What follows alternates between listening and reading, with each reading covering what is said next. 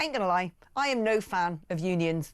I mean, I kind of like what they were supposed to be, perhaps what they even started out as, representing workers, fighting the man, justice for all, fair pay, decent working hours and all the rest of it, no unfair dismissal, all credible, good things to have someone who will campaign on your behalf.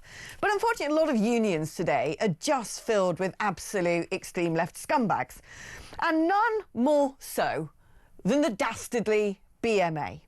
Because there's something up with these militant doctors who constantly want to go on strike for incredible pay rises when the rest of the country knows we've got to tighten our belts. The caregivers who actually want to make sure that patient treatment is disrupted to make a point. Look, I wish we had all the money in the world to pay doctors lots of stuff. But the things they campaign against, the things that they don't want to see happening, it's just ridiculous. So, for instance, right, one of the things that they now don't want is this idea that some patients needing same-day help could just go straight to pharmacies. And the BMA said, no, no, no, this will undermine us. So, hold on, you've got too long hours and you're not paid enough, but you don't want a solution to that problem. Then they're moaning about the fact that the government wants to introduce patients being able to book appointments online. What, you want to live in 1981? No, they don't want that because they're worried that they will be inundated with a tsunami of requests, so they just want us to carry on playing telephone tombola. But what is the sickest part of all of this is the way that certain people in the BMA decided they wanted sympathetic doctors to the cause to go about doing this. Members of the union wrote to GP practices urging them to ignore NHS guidelines, that patients needing same-day help could go to pharmacies instead, and instead inundate A&E, overwhelm A&E, in fact, because, and this is verbatim, the only part of the system NHS England did not want to see overwhelmed is exactly A&E. Why? Because people might die as a result. Anyway, the authors of the letter have said to the Times, oh, it was a back office cock-up sent in error. The note showed their draft thoughts that were transformed into a letter with their signatures added without their knowledge. Well, if that's what's going on in your head as a doctor, I suggest you reappraise the Hippocratic Oath. Let's speak to Dr. Laurence Gerlis, GP at SameDayDoctor. Why on earth would any GP or any medical professional go, oh, do you know what would be really great? Do you know what would teach the NHS a lesson? Let's cripple accident and emergency. These people are sickos. Yeah, I'm used to this attitude now. I left the BMA some years ago. It's become a very radical union, very captured by the left.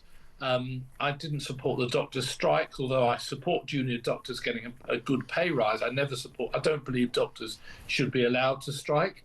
And I think the BMA, this recent thing, is just another example of madness. Of course, patients should be sent to pharmacies to get advice. Why would doctors want to stop that? Why do they feel threatened by that? It's an absolute nonsense. And the other point is, A&E, a huge number of people at A&E should be seeing their GPs anyway. They're neither accidents nor emergencies, but they're there because they can't get an appointment with their GP. The new system for emailing your GP, it's only open during opening hours. I mean, look, I'm in a different position. I'm privileged, I'm lucky, but I deal with emails day and night, weekends, bank holidays. Emails are the way people should be communicating nowadays. It's very efficient, and you can deal with them out of hours.